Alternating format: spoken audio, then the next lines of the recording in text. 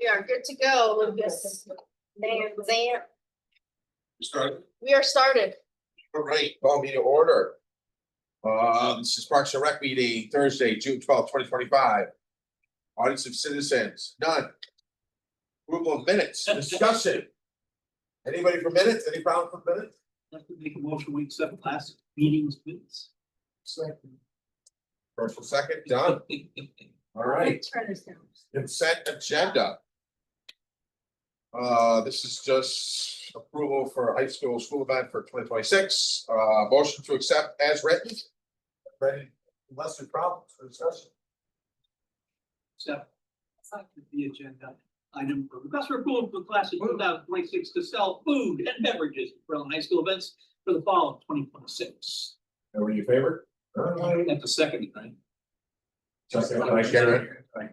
Right? Both unanimous votes.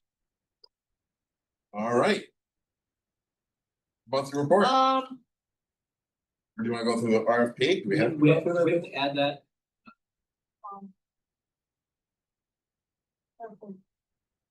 Yeah, Debbie's monthly report is in the back behind the minute. I didn't get rid of all the extra stuff in the minutes. I apologize. Last 2 pages. So it's the second last 2 pages. So Debbie's this report is the second to last page. If you have any questions, I can try to answer them. If not, I read it. Good job, Deb.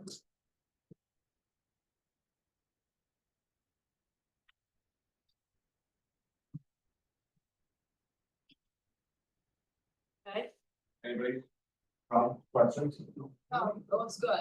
I think at the end of the summer too, like we should definitely, you know how we talk about school attendance? Like, I think make it more well known about like how many people actually use First of all. Yeah, she always does an attendance one in September. She always Okay. does a summer stat in Yep. at the September meeting. But I wonder if we make that like super apparent to everybody too. Like, so I'm just looking at like the stuff that's coming out around town about like only one pool, so I think if we're like one pool and this is how many people used it kind of a thing, like I just think to get it, like, make Yeah. sure that that's really well. Okay. How are we doing in pool passes? Good, this week, especially now that it's starting to get hot. Good. Yeah, it was a little slow in the beginning, because it was rainy and 60s. But now that it's getting hotter, we've seen a lot of people, swim team people are signing up. Lessons are open for registration on Monday. Cool. All right, pass Camp's that. full, right? Cool. Yeah, full of the part of the piece. So the camp is full, right? Parks and grounds. I have to first off saying our guys did an absolutely amazing job over the month of May. I think we received a little over 8 inches of rain. It seemed to rain every single day, not only on weekends, preventing us from mowing, and it being our busiest time of the year with all the high school events, youth sports and everything getting underway. Our guys really stepped up. They worked a lot of overtime. They made sure they did the best they could with everything they had. So I have to give them kudos. We rinsed and washed and painted Percival Pool, so thank you once again to the facilities department. We use right around 55 gallons of paint. We painted every year. Billy and the crew did an amazing job, so thank you, facilities. If it wasn't for them, it'd be another large task added to our department, so thank you. I'll bring some pictures next month. Thanks, John.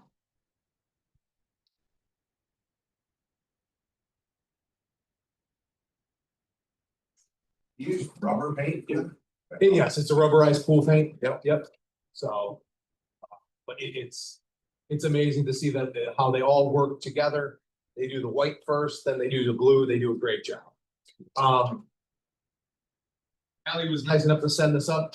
So some of the projects that we've been working on is the town council was gracious enough to support a $30,000 capital improvement project to add a path to go from the upper parking lot at Centerelli and Brandy Lane down to the field. It's not meant to be ADA compliant. There is ADA parking or limited mobility down at the bottom of the hill, rear of the park, but this will give you an easier transition going down onto the park and into the park if you get a chance to take a ride by and check it out. Thank you to the town council for that. The second one is just all the flowers that we've planted.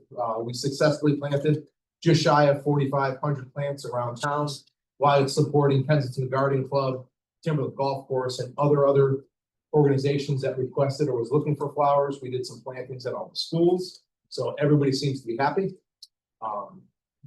Berlin Little League brought up the fact that just wasn't very aesthetically pleasing pulling into Dennehy Field. There was a lot of dead trees, a lot of vines growing around the cedars as you pulled in. So we cleared that all up, moved that all out of the way, added some millings. So we've now increased some of the parking and just made it easier pulling in and pulling out. It looks good. Yeah, looks good. The last one is when the Mommy and Me swing was installed at Little People's Playground, it was a little too high. There was some feedback on Berlin Buzz, I believe, so we went and added some chain links to make it more accommodating to moms, children, family, grandparents, whoever that might.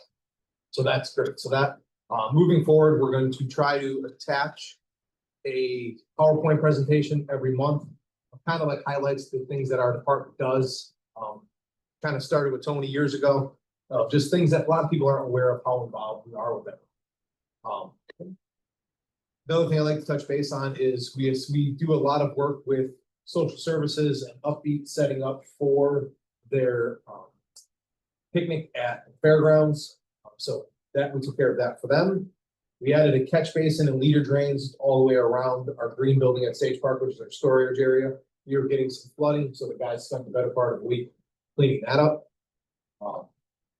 Memorial Day parade thing. I think that should do it.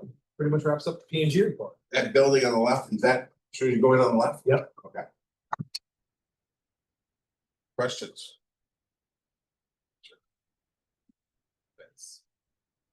All right. Last thing is, I'd like to give a public shout out to Rocky Hill and thank them for letting us borrow their large area mower. Our large area mower, new one we purchased, is not in yet. Our mower broke down, so that left us with no large area mower. Nobody's fault, just wear and tear, machines getting up in age. Rocky Hill has a spare one and they were gracious enough to let us borrow it. So that's carried us through the last couple of weeks as well. So cool, thank you. Update on disc golf. I sent out kind of what's happened is we went to a town council meeting, we set a public hearing for positive or negative feedback. We had a couple of people come out on both sides, but some in favor, some not in favor. So what we've been trying to do is gather as much intel as we possibly could. A nice lady from Savage Hill sent us an email. I kind of put a general response together. So maybe next meeting, if you guys have time to go over that over the next month, maybe we can pull up some other answers to get back to them. So the process is going to go is I'm going to probably meet with the Conservation Commission. After I meet with the Conservation Commission and make sure they give the blessing to continue to move forward, we'll bring it back to you guys. You guys will vote to either say yay or nay. And then however that goes, we'll proceed with that. I'm going to work with Rob Lemire to have him go out and actually mark the course with maybe some white flags of like T1 or whatever it is. So if anybody wants to know where it's going to interfere or how it's going to interfere, everybody has a better idea and sense of what will remove, what will not. So that includes the disc golf. Is it true that he's gonna start with something that's it won't be permanent? It's gonna be when they first start, they're gonna put something non-permanent for the holes? Yeah, so currently what it is we're gonna drill a hole, we're gonna cement the pole in it, then on top of the pole, we slide the basket. We have no intentions of building tee boxes, we have no intentions of hosting tournaments. So it will just be a basket, you'll have a tee, you'll have like hole 1, and then you'll throw to the basket and that'll be hole 1. So the permanent part, there is gonna be no permanent throwing pad if you follow disc golf at all. It's a 4x8 sheet where you run and throw. You can do it with synthetic turf. You can do a gravel, pea stone, whatever it is. There's other different pads you can throw from, but those will not be installed. Never, or just not beginning? I'm going to say never unless Okay. there is a large support from you guys that you think it's a necessity. And then it becomes. That could always be added later, right? Correct. Yeah, okay. I walked the course yesterday with George Millard. And he was great. Like, it's very deceiving not understanding exactly how tucked in and hidden these holes are. We had some conversation about hole 1, hole 4, and hole 18, which are the closest to the pedestrian paths. Hole 1 is probably 45, 50 feet from a walking path. Hole 4 is about 100 feet off of somebody's property line, so we would look to move that downhill a couple 100 feet. And hole 18 seems to be the most involved because you are throwing literally right from the park. So we're gonna try to see if we can redesign or reconfigure or something. Because we're just trying to keep it traditional. Yep. Yep. Was he more receptive, you think? Better or worse? I thought he was really receptive, like he's not like. I'm not getting there's a giant no, it's more along the lines of, hey, is there a way that we can downsize it to 9 holes where you would still be able to keep one loop where there'd be no discs throwing? Or be able to keep everything a little bit tighter in certain areas where you wouldn't have the possibility of throwing it 45 feet off path and hitting something. I also respect how he spoke at council. He did his homework. He went out there, he didn't just say, I don't want it because I don't want it. He did his homework and Yeah, he did. he had valid reasons and he was very well spoken, very well organized. Although the guy who reviewed him, rebutted, he was very good too. Spoke about how you get hurt in golf courses. He did, yeah. Yeah, Peter Peter Zavarro, with yeah. the Hick test, he did the research too. Yeah. Especially bringing like the disc in, because George was the one that brought in the 2 discs, Yeah. and passed them around and whatnot, and then talking about the barrier, like, I know Steve, you're like, good question about the barrier, because we asked AI, so you need like 150 for an amateur to throw to really be safe, then it was like 40, so that's something that we're considering too, right? Like, continuing to look at that in terms of the casts and whatnot. Correct, and there's no. We're not finding anything that debunks the 40 feet, but we're also not finding anything that clearly. Spells out the limitations. And we are also tasked with the idea of coming up with a couple other locations, so. Planning and zoning right now is looking at 2 other locations if possibly those could be used for disc golf, but we need to see what the. Open space policy, passive, non-passive, is to see if those would possibly work. The downside of putting it inside of a forest or anything like that is when the discs hit the tree, they do cause a lot of damage, a lot of bark to shed, a lot of that like, it's damaging to nature.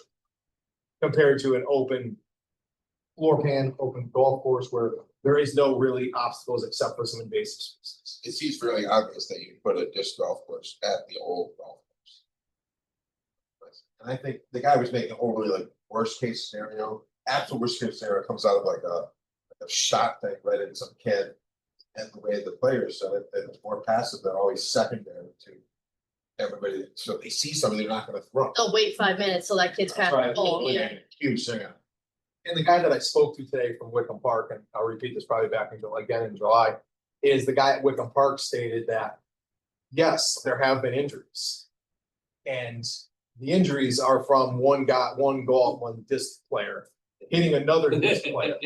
And they have 4 or 5 holes that are in the middle of a heavily trafficked park. And if you've Okay, never, they go like this. yeah, right, so if you've never been to Wickham Park, I mean, it's absolutely gorgeous, it's amazing. I mean, it's a gem that I don't think many people know of, but theirs is open kind of in areas like ours is. They have peacocks, they have islands, they have gardens, it's great. It's right off the highway.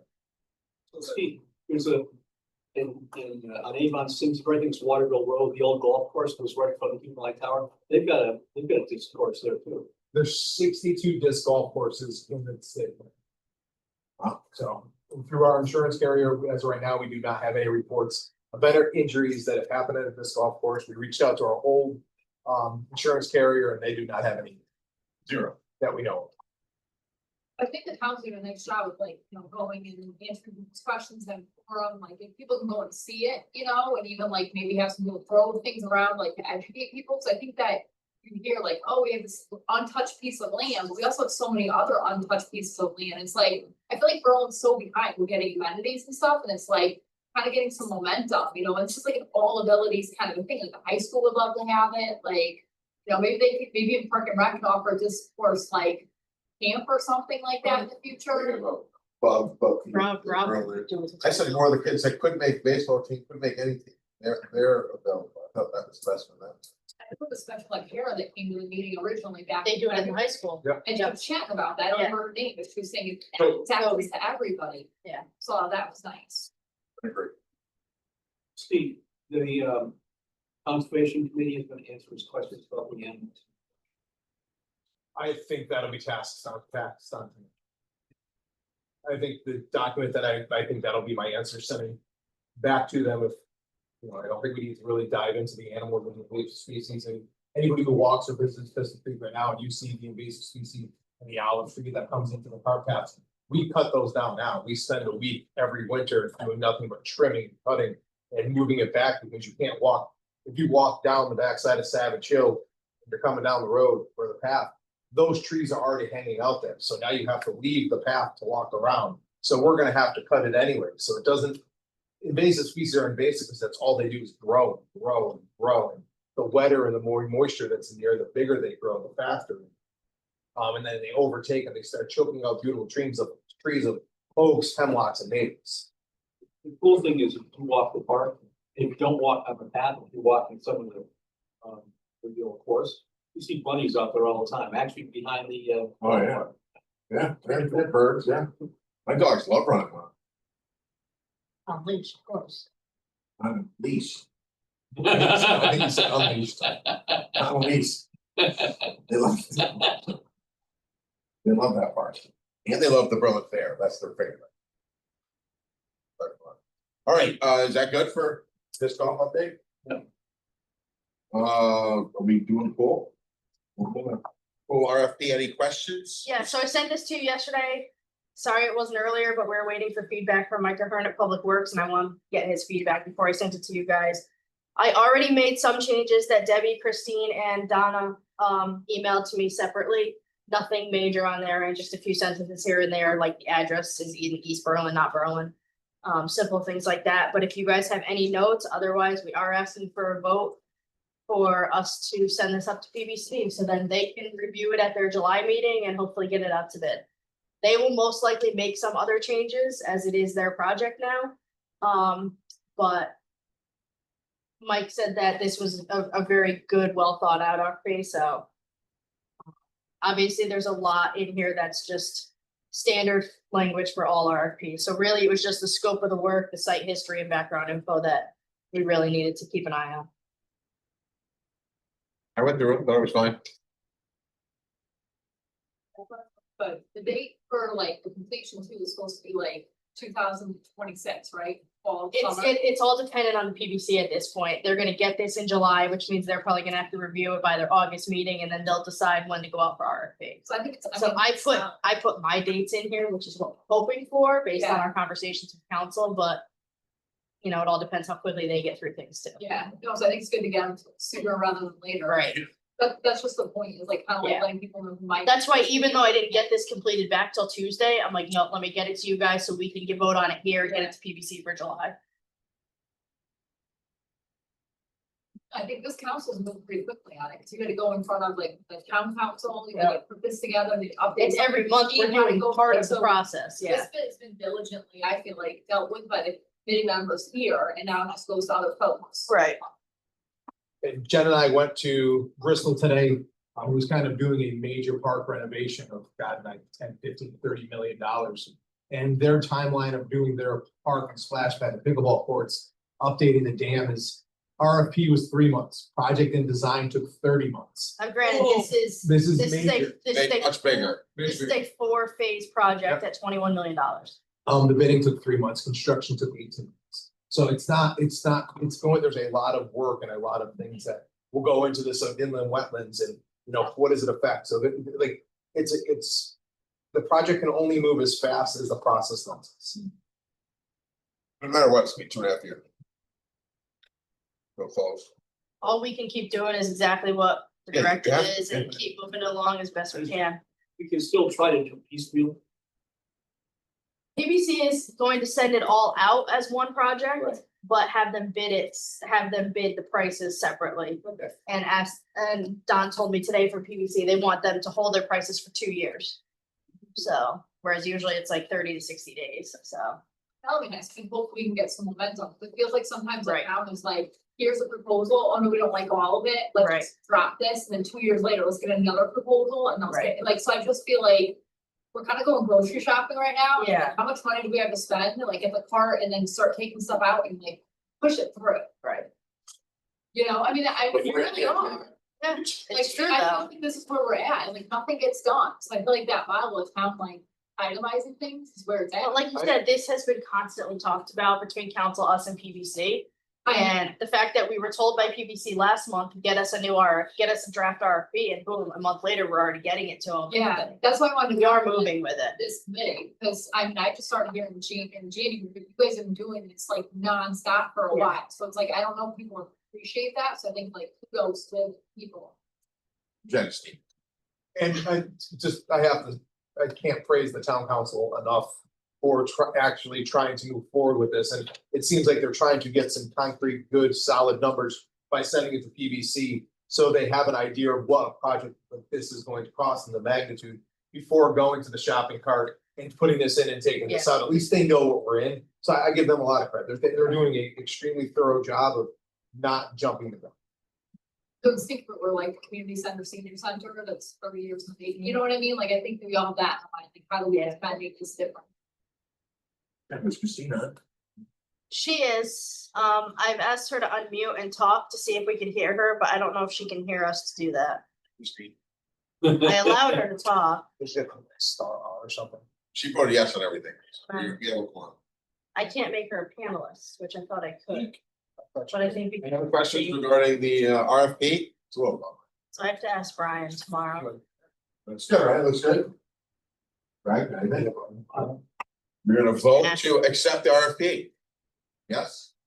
Somebody make a motion? I'll make a motion that we accept the RFP. All in favor of accepting RFP as written? Yes.